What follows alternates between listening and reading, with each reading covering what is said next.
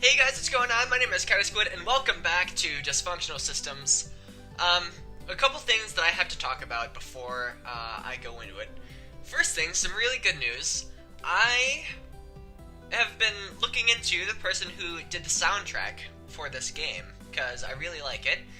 And it came free with the game, so I did some research and I traced it back to this guy named Combat Player who actually gave me permission to use his songs in my videos. So I probably won't have to use any of his songs in this video just because, well, we're playing the game. So but I'm gonna put a link to his place where he can where like his music is that you can buy and that kind of stuff, because it's really good. And if you guys like the music in here, then you should go check it out, because he gave me some really good tips about YouTube and stuff. And we talked about a microphone that I could get or something like that, because that's been on my list for something new to get for recording for a while, because this one sounds kind of like a radio in a way. So he gave me some good suggestions, so I'm going to check out the microphones that he told me I could look at. Secondly, Dysfunctional Systems right now is on a Kickstarter. If you don't know what a Kickstarter is, it's kind of like, I don't really know much about it myself, but gathering from what I've seen, you pretty much donate money to fund for the next 2 episodes. And they're a little past 50% right now. Last time I checked, they were like 62. They might still be there. We have 15 days left. I've already donated to it. I donated $25, I think. I'm pretty sure I did. And they give you incentives to do it too. So for me, donating to them, like this game, just wanting the other 2 to come out already was incentive enough. But because I donated, I already have episodes 2 and 3. I just have to wait for them to be released. So yeah, I'm really excited. I really hope that they get to their goal and stuff like that, because I love this series. And I think I'm probably gonna follow Dischan's games that come out more closely now, and I'm gonna go back and do some of their older games as well after this one, because after Dysfunctional Systems, I'm not really gonna have like a game that's sort of like this, which brings me to my next topic. I know right now my single player stuff is sort of up in the air, and I have some plans for some different things that I'm gonna try to structure my channel a little bit better, because I've really only done recently just like 3-part sessions of random games that I like, and I want more series like this game. So I've got that, and I have some multiplayer stuff that I have planned for some other people that I want to record with. So, but I'm pretty sure that's about it. That's all I wanted to say. So, kind of a long intro. I'm really sorry. If you wanted to, you could just skip through it.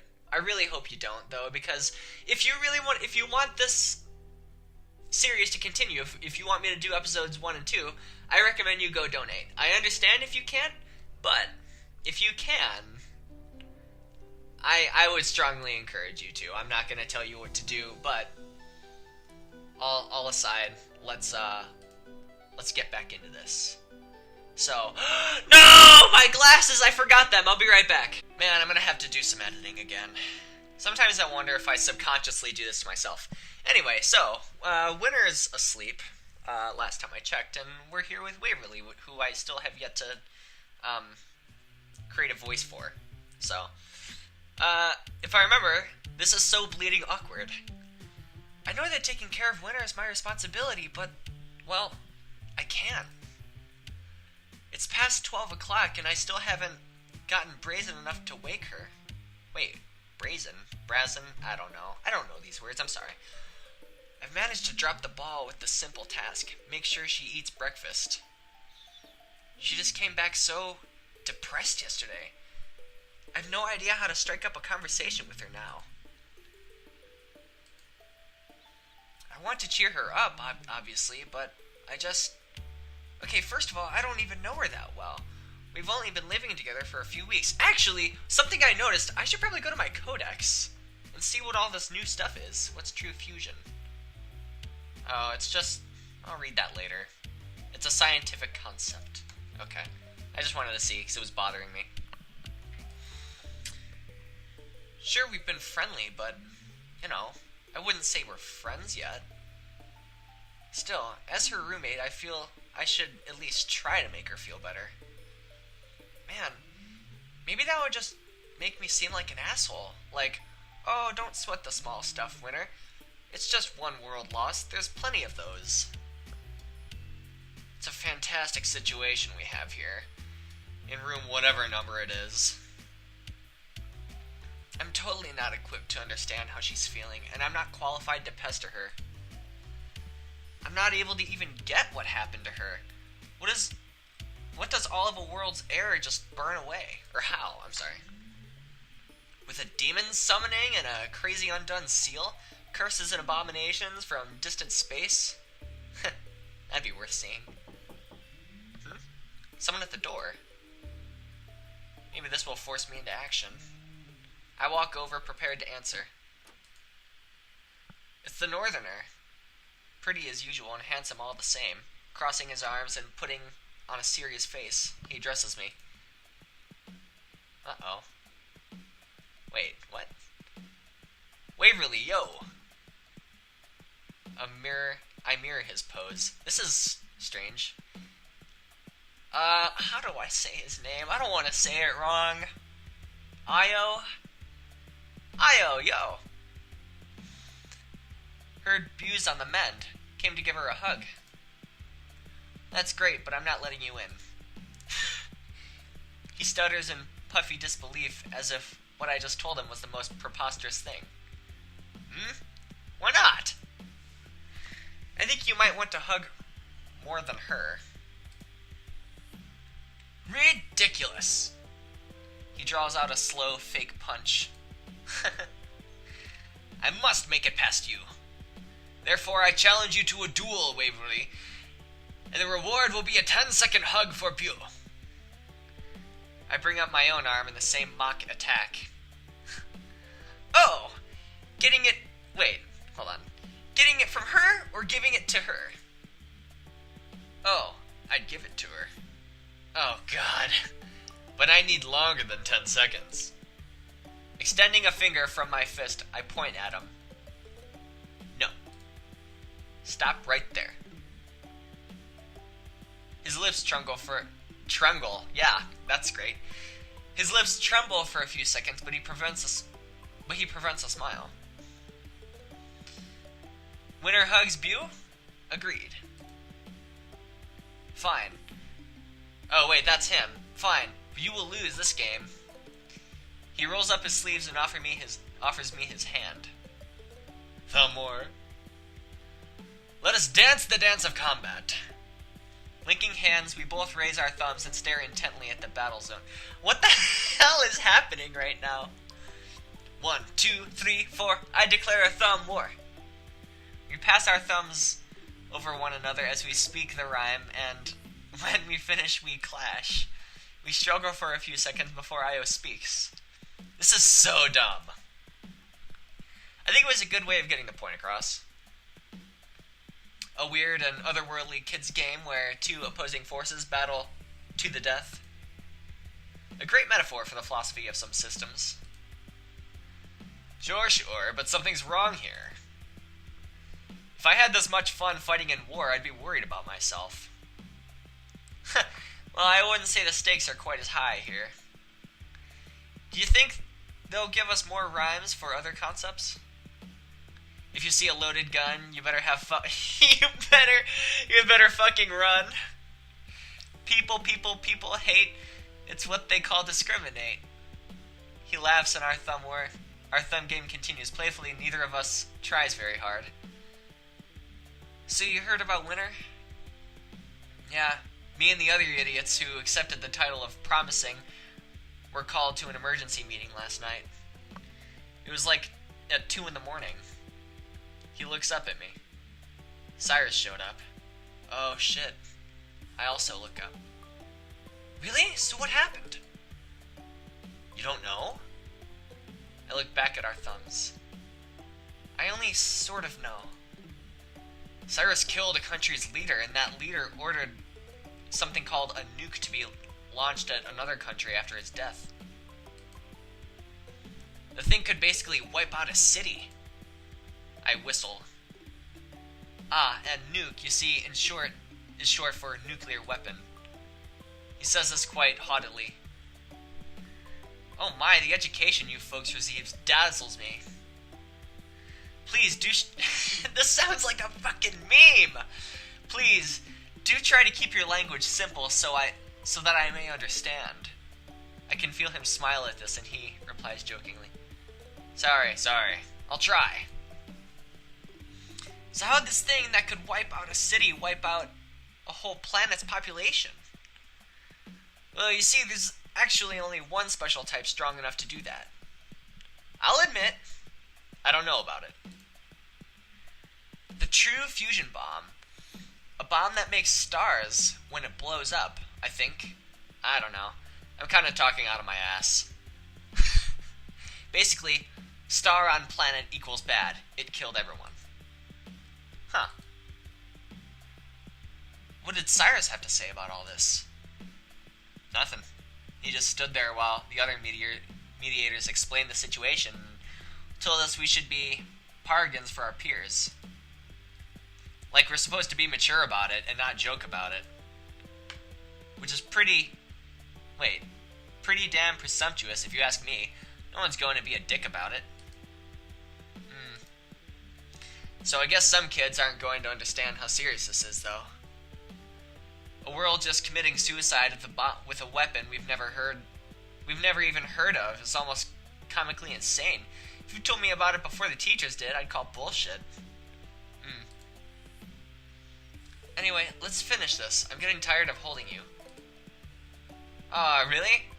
I can't hold your hand anymore? Maneuvering my thumb with what I'd call some real impressive dexterity, I pin him down for the count. No. After a few seconds, we disengage. Ah, damn it! He scowls and lightly massages his thumb. Well, it's your win. But I've won the warmth of your hand in the palm of my own. Oh, fairest Waverly, I cherish it forever. Shut up. Has Beau been asleep this whole time? How long has she been out? Oh, like a light for something like 14 hours. He whistles long. Well, I suppose not all humans are as durable as me. What a cocky bastard. Yes, we are all not northern strong.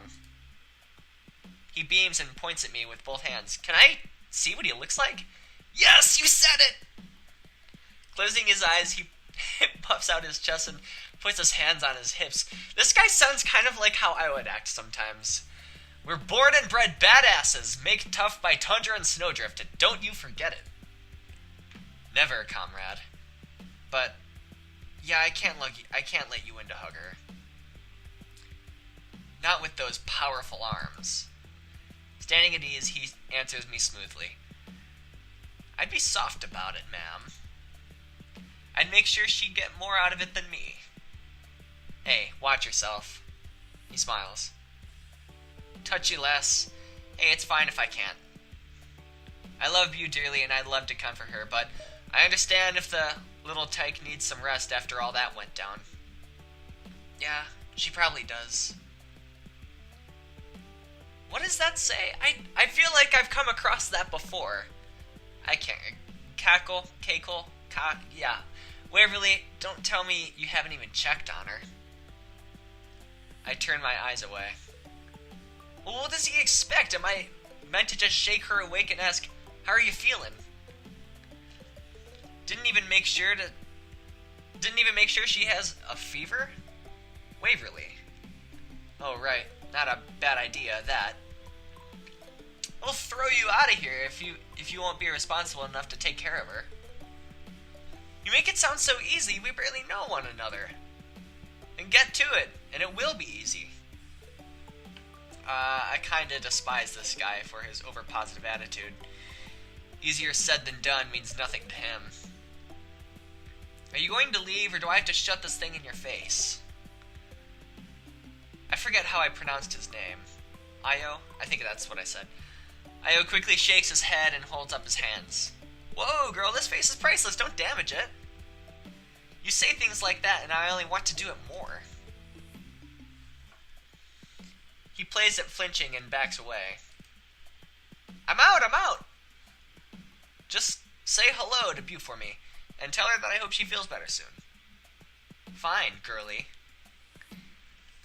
He sucks his teeth and cuts his eyes at me, pouting afterward. Later, Waverly. Later. As he walks off, I move to close the door before I'm able to, though, Io calls for me again. Are you going to use that hug you won? Of course not. Laughing, he turns down another hallway. I close the door and rest my back against it. Lastly, I sigh. I was right. I should at least check to see if she still has a fever. Can't tell if she's in comfort or not.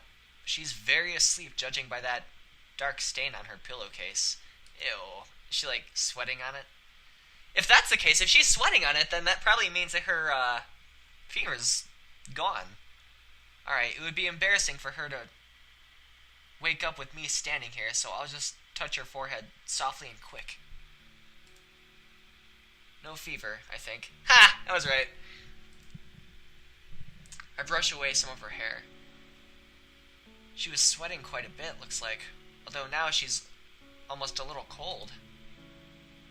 Well, I had better wake her up now. I lightly poke her cheek, which garners no response. Oh. You'll make this hard for me, you cute little thing. Fine.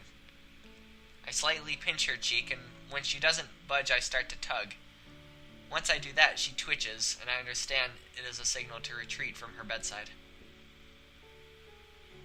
Moving swiftly, I return to my desk and pick up my book so that now I can pretend I was reading. I mean, I was reading around 20 minutes ago, but... she's gotten up. What time's it? Wow, look who decided to wake up. Late. You've been asleep since 10 last night. Whoa, I actually feel like I've been sleeping. Her sentence transforms into a mumbled mess and she begins to nod. Come on, Winter, you're doing so well. You need to stay, you still need to eat breakfast. Or, well, lunch at this point. My bad. Breakfast.